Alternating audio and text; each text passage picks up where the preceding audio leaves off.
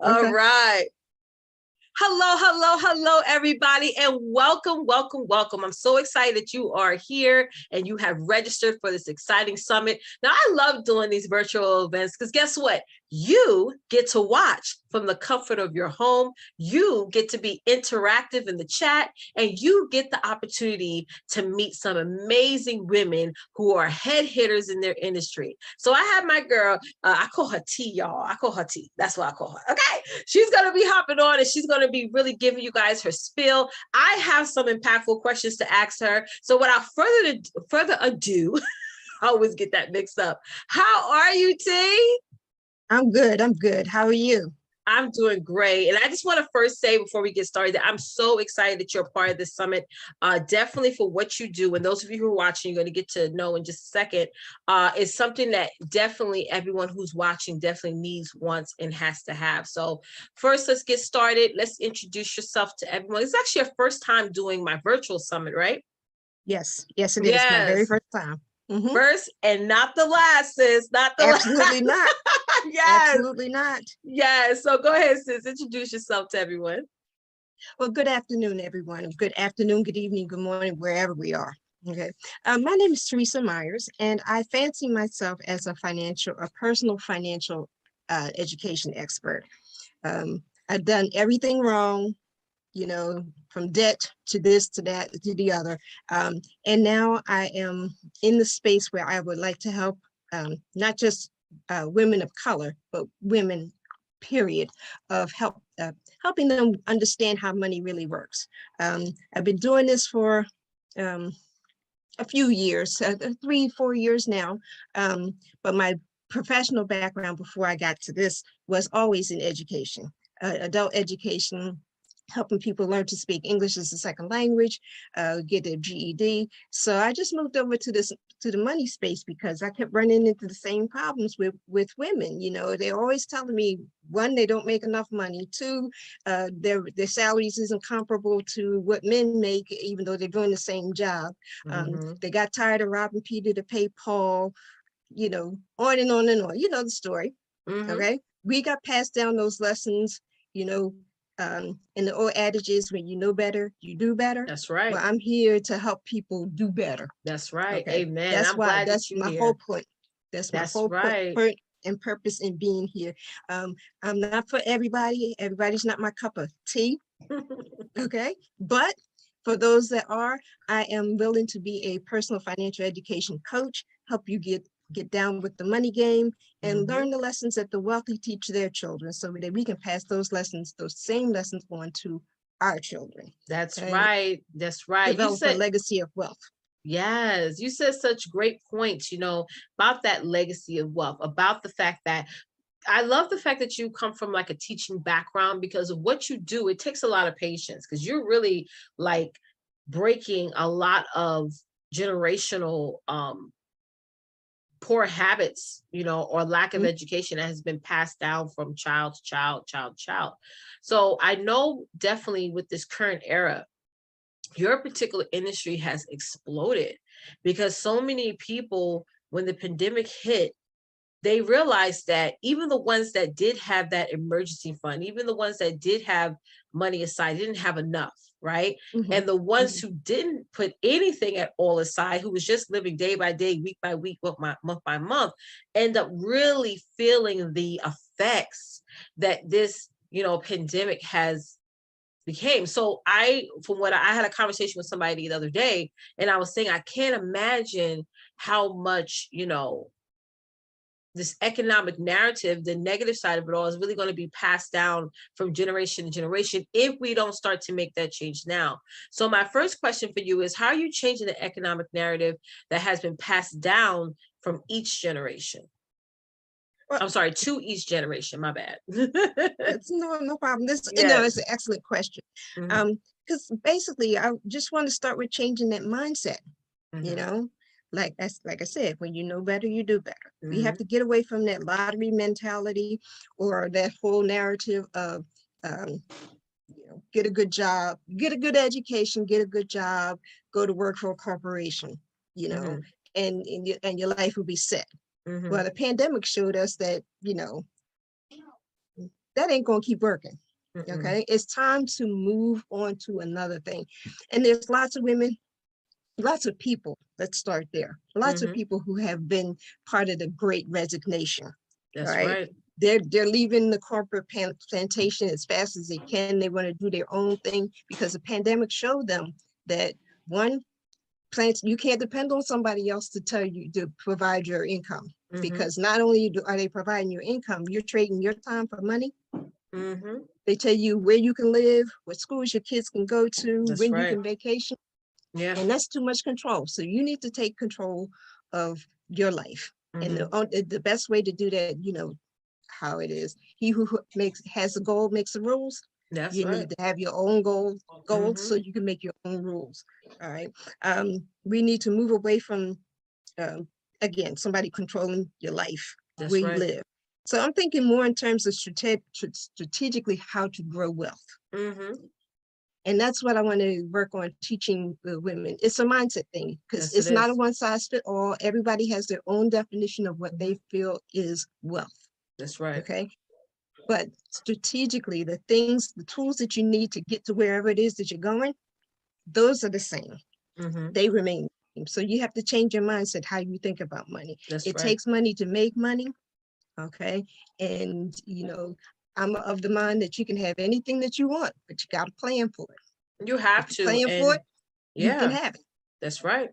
You know, what you do is like all of our, for what you do, everything's unique. Everybody's situation is different, right? So you have to, what you're doing is that you're redesigning and implementing and help women strategize in your own unique plan.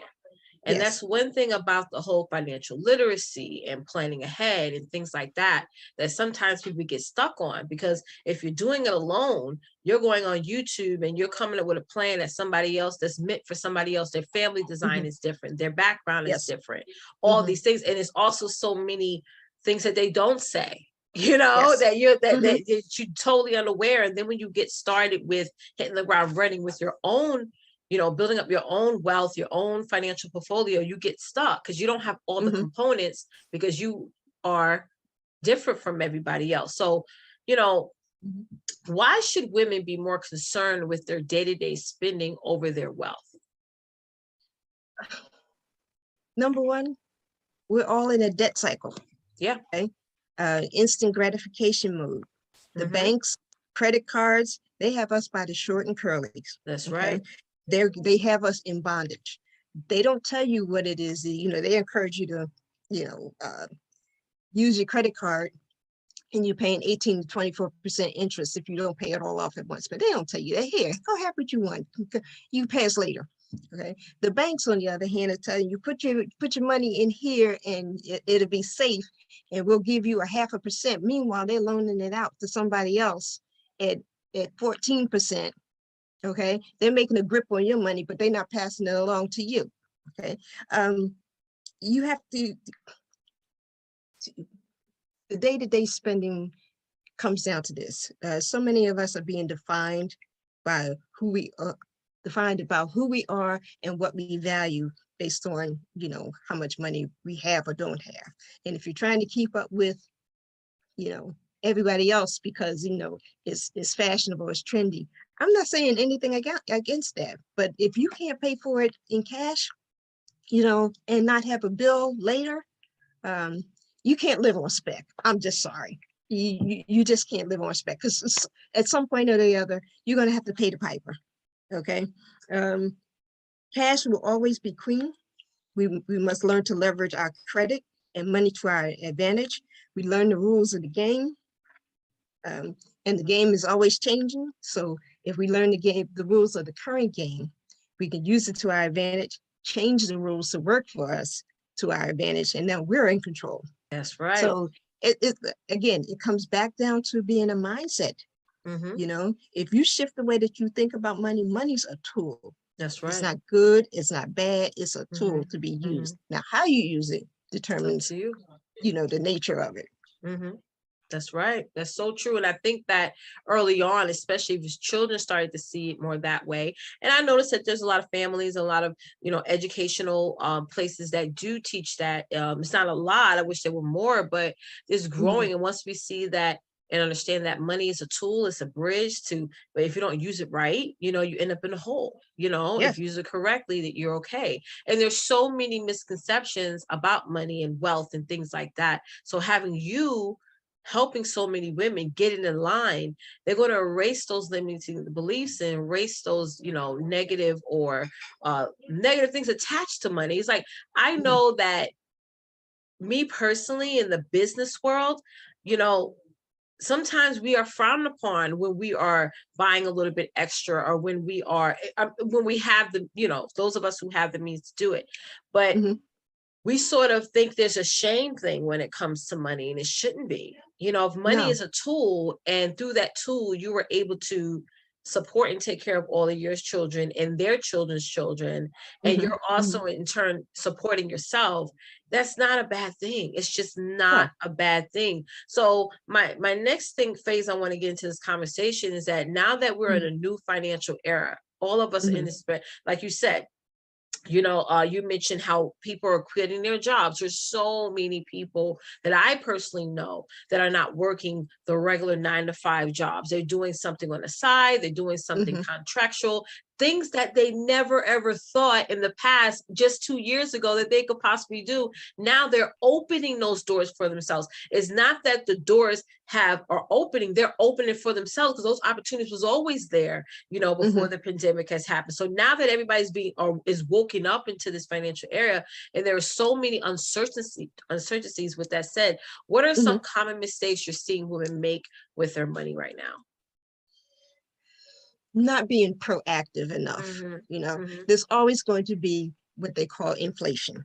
Yeah. Okay. Yes. Oh, Demands yeah, I like that. demands up, Yeah. supplies down. So, Yeah. the cost of everything goes up. Hmm. Um, you just have to be proactive when it comes to that. Yeah. We spend too much time on instant gratification Yep. without forethought. Now, we're busy creating businesses, making money. Um, what the goal is to keep Hmm. as much of it as you make for yourself and your Hmm. family, not Hmm. giving it away to Uncle Sam. Yep. Yep. He gets he's going to get his cut, but you don't have to give him as much as everybody has Exactly. thinking, you Yeah. know, Yeah. and in all of our getting, we have to, think like corporations do, Right. but on a personal level. Right. There's a reason why Bezos and Elon Musk and all of the big boys don't pay any taxes. Hmm. Big Okay. reason. They Hmm. making big, uh, what I call Mongo money. And but they're not paying any taxes on it. Right. Meanwhile, the Right. people who are, the Leo and the Helmsley people, she has a quote, only the little people pay taxes, right? Mm. Well, we're the little people. We don't have to, we have to pay our taxes and we Right. pay our fair share, but at this point in the game, we're paying more than we should be, Hmm. Amen. and we have to worry about our future self. So I'm starting a new movement. It's Yes. called Ooh. Fire Me. Fire Oh, I Me. love that. Okay. It stands for Financial Independence, Retire Early, My Exit Strategy. Okay. Wow. Fire Me. Y'all heard it here first. So that's what Yes. I'm talking about. You have to think strategically, you have to think long term, Right. take care of all of those expenses. Get that money that you're busy creating and making for yourself with your Right. entrepreneurial thing.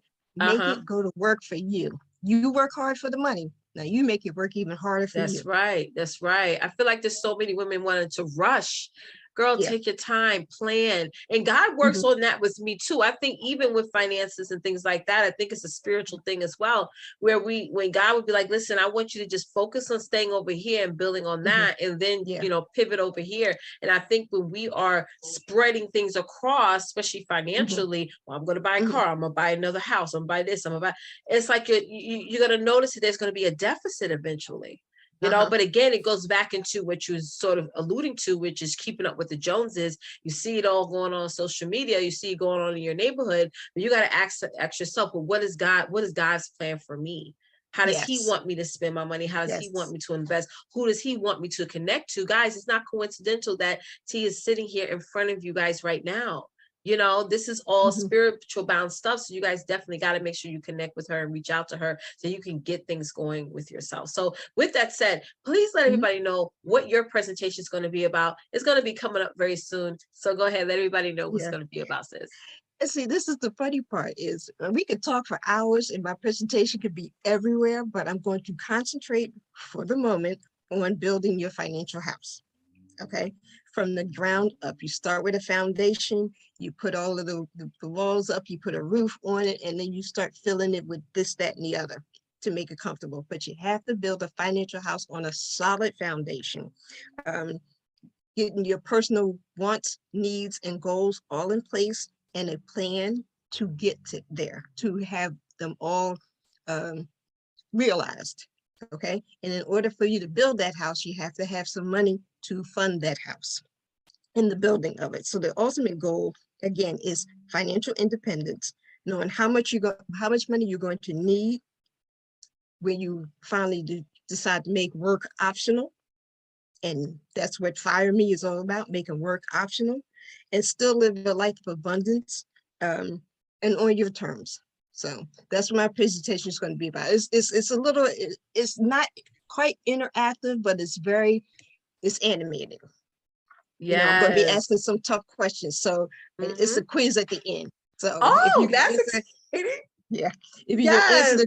if you answer the certain questions and there's no right or wrong, you know, but there is a quiz at the end of the presentation. I love that. And this is what I've been telling you guys all week who's registered. This is not some cookie cutter type of summit. You know, you're going to be taking action on what T is going to be implementing and assigning to you guys. So I love that you have a quiz, girl. I think that is dope. Okay. And we can't wait to see your presentation go live. So thank you so much for being a part of this summit, part of this movement. Yes.